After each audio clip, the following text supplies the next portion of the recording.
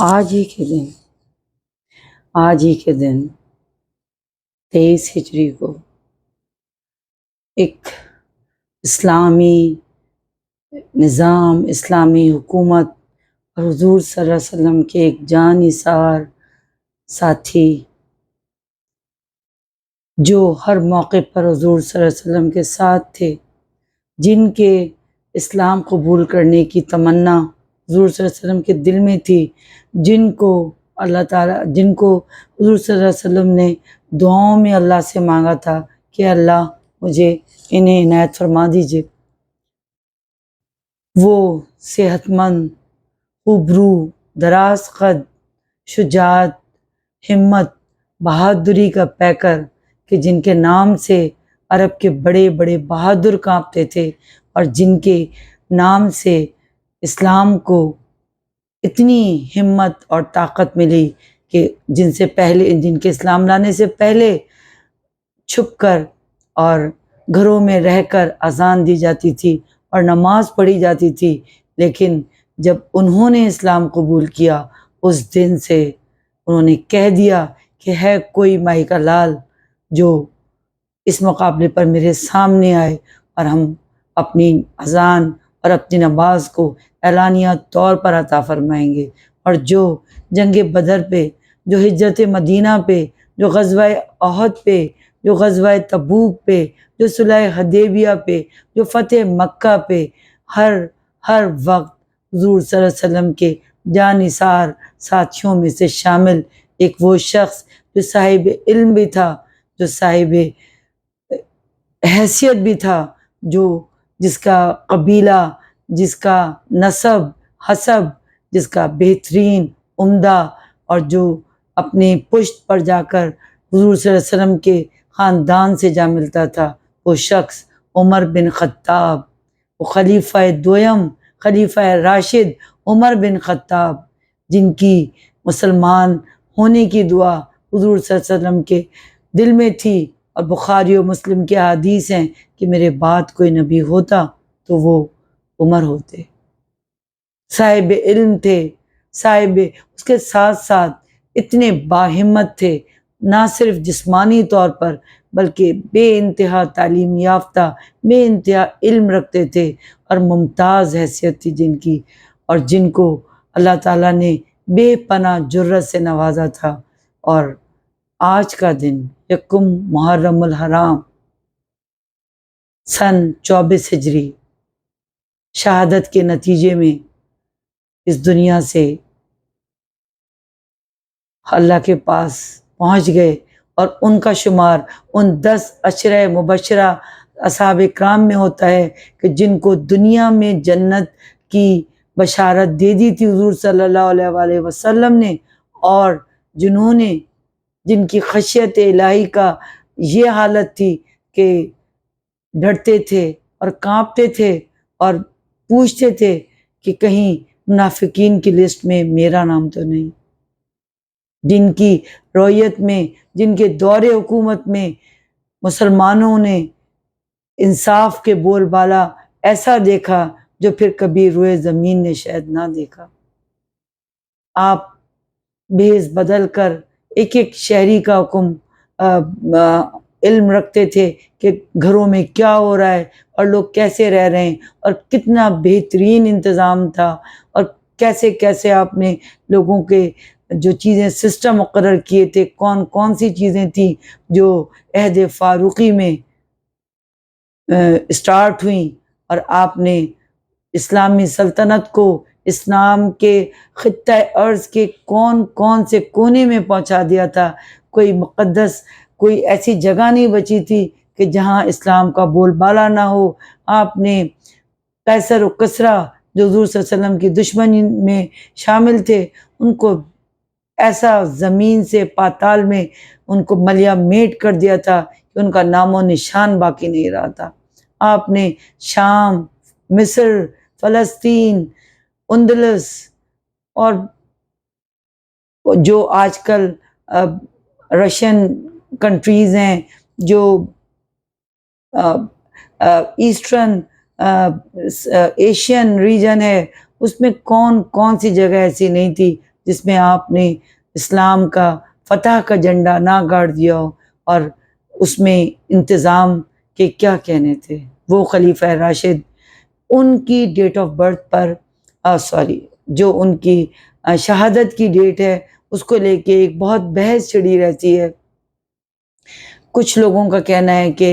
ان کا کیونکہ ان کی جو شہادت تھی یہ ایک بہت دردناک اور ایک رلا دینے والا اور ایک بہت تکلیف دہ واقعہ ہے کہ جو یکم محرم الحرام کو اس دنیا نے، اس سورج نے اس زمین پر دیکھا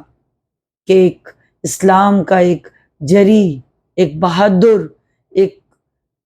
ایک بہترین سپاہی کہیں یا حکمران کہیں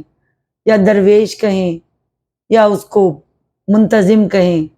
جو حضور اکرم کی محبت میں، اللہ کی محبت میں جس نے اپنی زندگی گنوا دی، اور ان تمام معاملات میں اس نے صرف اللہ اور اس کے رسول کو آگے رکھا۔ وہ حضرت عمر فاروق،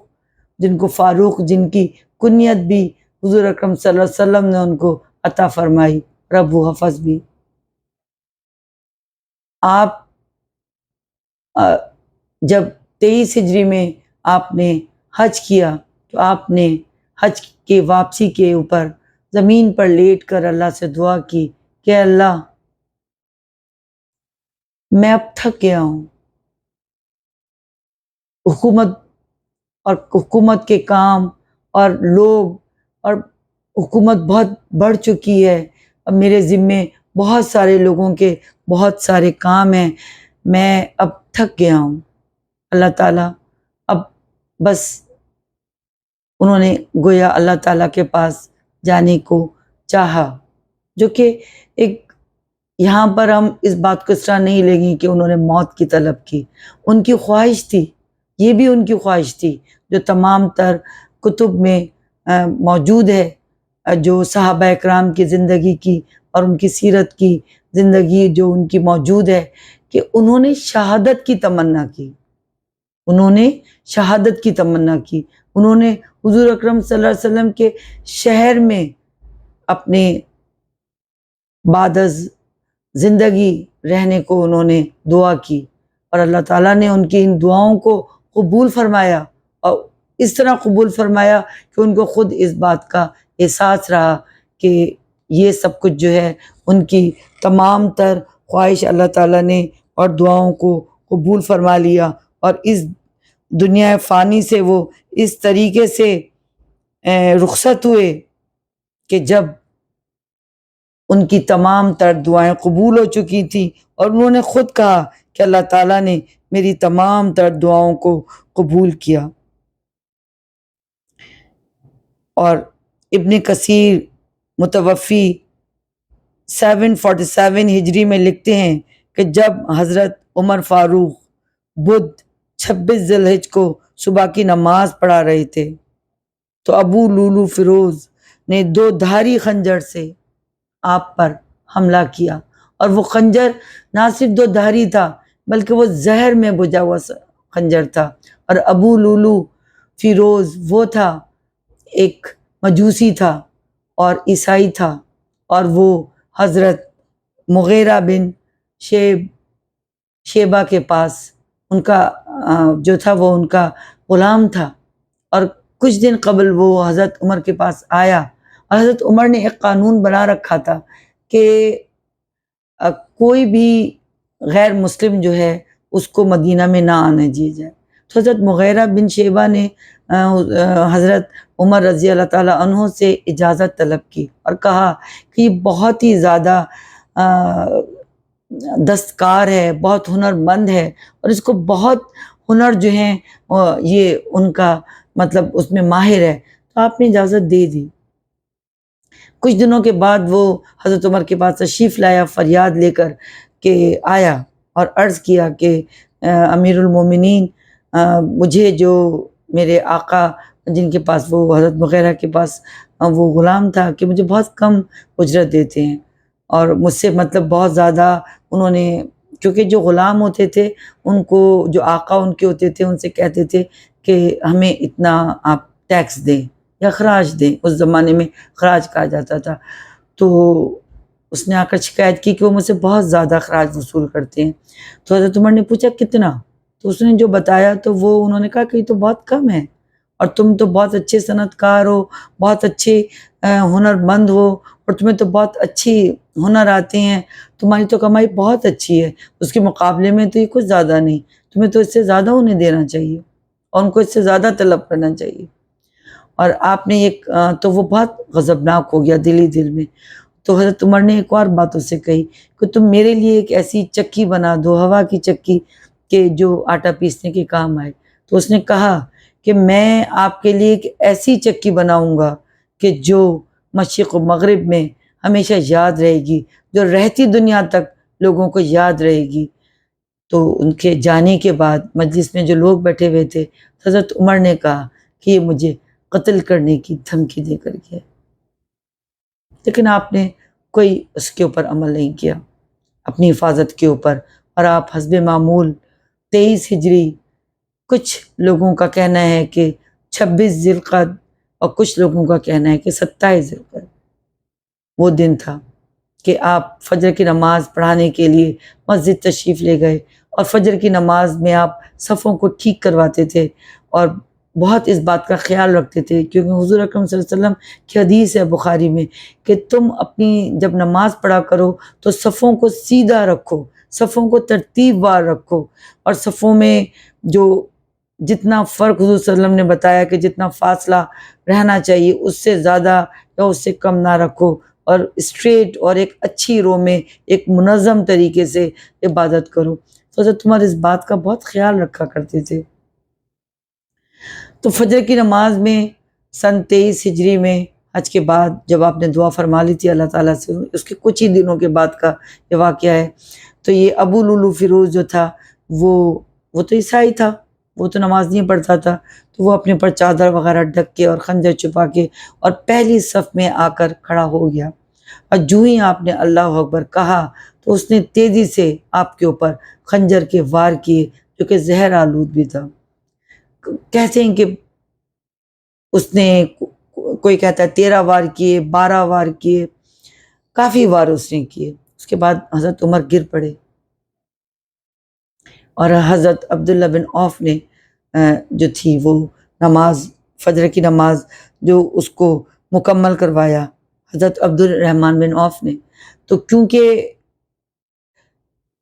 حالانکہ حضرت عمر گر چکے تھے، لیکن اسلام تو ایسا دین ہے کہ اس میں سب سے بڑی اللہ کی ذات ہے،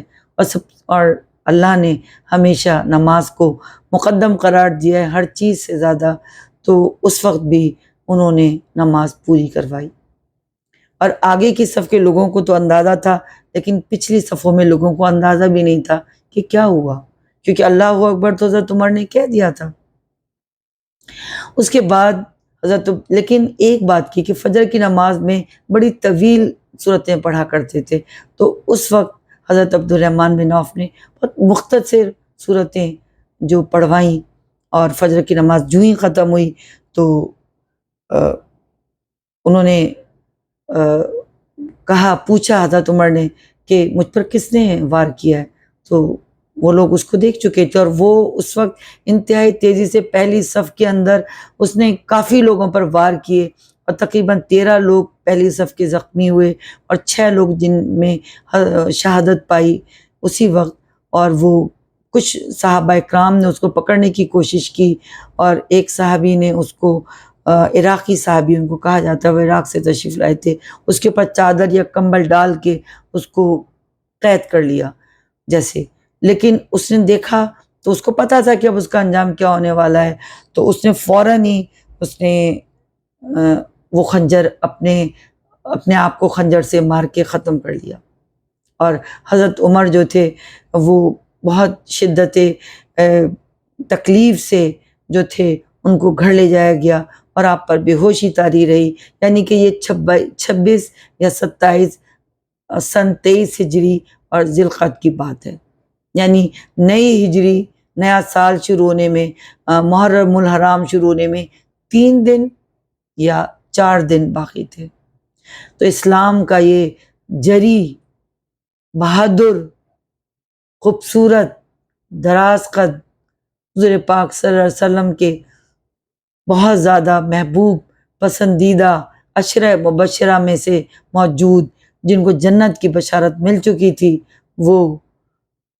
بس اب ایسی حالت میں تھے کہ نماز کے بعد ان کو کہا جاتا تو اٹھ کر نماز پڑھ لیتے، لیکن اتنے زخم لگ چکے تھے کہ طبیب جو کچھ کھلاتے پلاتے، کھانا تو کیا، دوا دودھ میں ڈال کر یا پانی ان کو دی جاتی تو ان کے آنتوں اور معدے سے باہر آ جاتی، یعنی اس دن کے بعد وہ کچھ کھانے پینے کے لائق نہیں تھے، اور 3 دن وہ سن 24 ہجری یکم محرم تک وہ اس حالت میں رہے۔ اور پھر انہوں نے اپنے بیٹے ان سے کہا کہ میری طرف سے جاؤ اور حضرت عائشہ رضی اللہ تعالیٰ عنہ ام المومنین اماں عائشہ سے جا کر دریافت کرو کہ کیا وہ مجھے اس دنیا سے جانے کے بعد حضور صلی اللہ علیہ وسلم اور حضرت ابو بکر جہاں موجود ہیں اس دنیا سے جانے کے بعد آپ کے حجرے میں، کیا وہاں آپ مجھے جگہ دیں گی؟ کیونکہ حضرت عائشہ کا حجرہ تھا۔ جب حضرت عمر کے بیٹے حضرت عبداللہ بن عمر حضرت بی بی عائشہ کے پاس تشریف لے گئے تو انہوں نے حضرت عائشہ بھی رضی اللہ تعالیٰ عنہ سے فرمایا کہ میرے والد نے آپ کو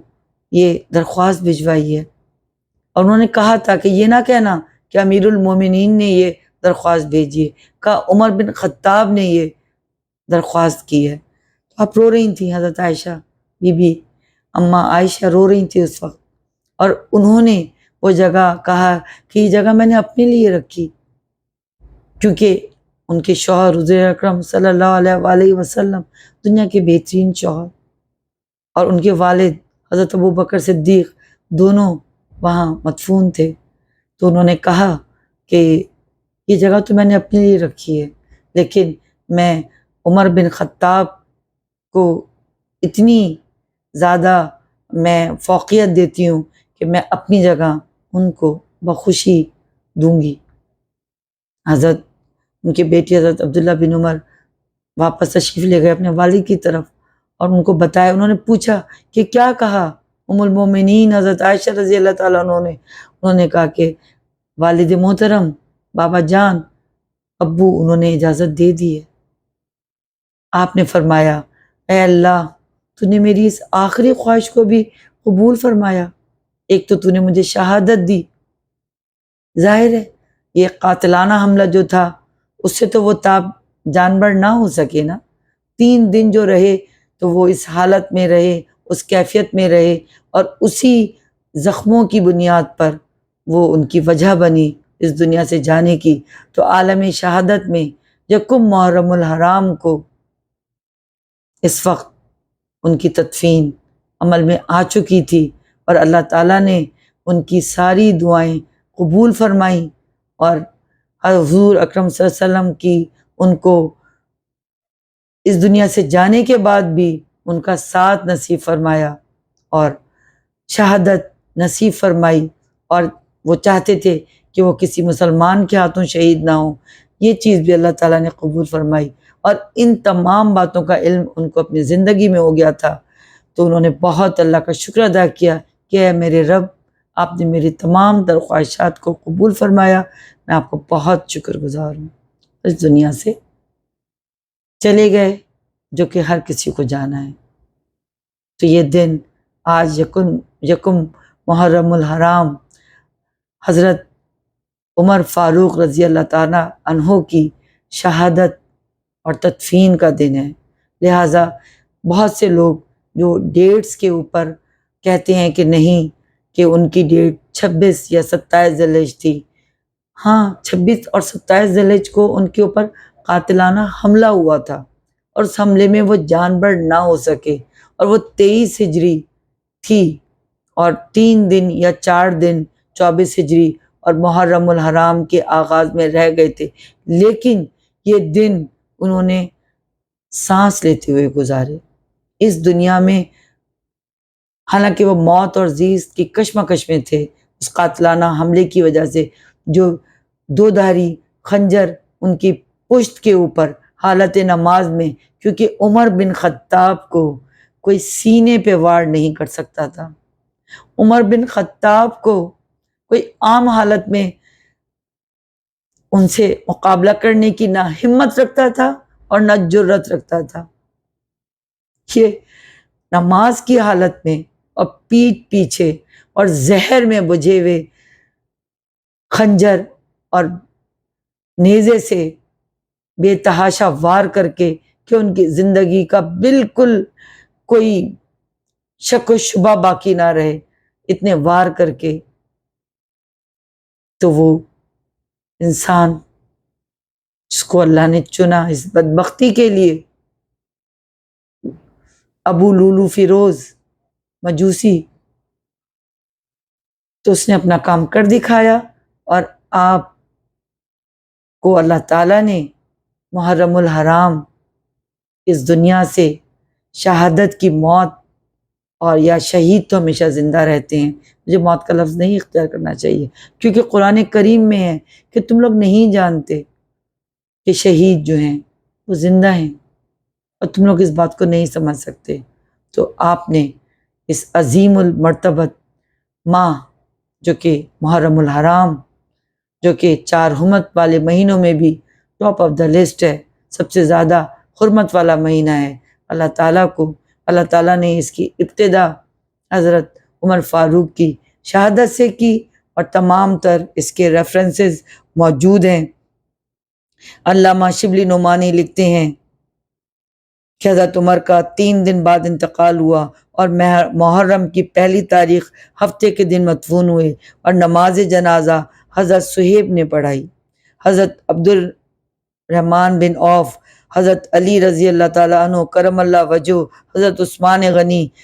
حضرت طلحہ، حضرت سعد بن ابی وقاص، اور حضرت